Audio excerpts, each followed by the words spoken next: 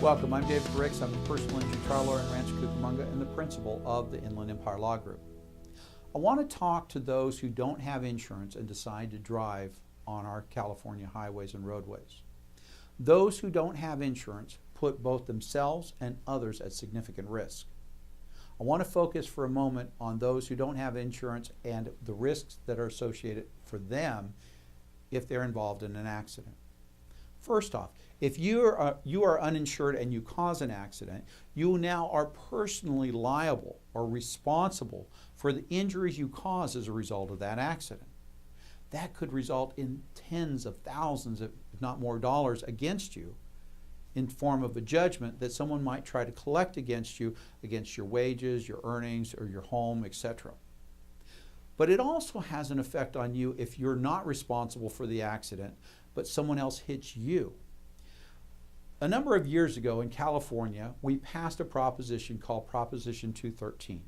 That proposition limited the rights of those who are uninsured to recover what's called pain and suffering or general damages.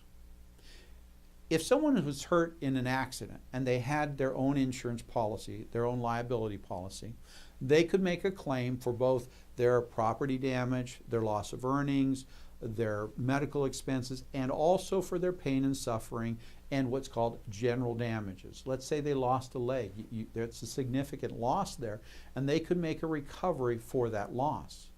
But if the person who's driving and is struck by another driver does not have liability insurance, is driving while uninsured, the nature and scope of the recovery would be limited to the financial losses or the financial losses in the future that person may have. But they could not recover for pain and suffering, disfigurement, or general damages. And that could be significant.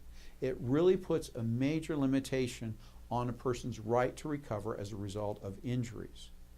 So if you're currently uninsured, find some form of insurance that you can afford, at least to maintain a liability coverage to protect you in case someone else hits you.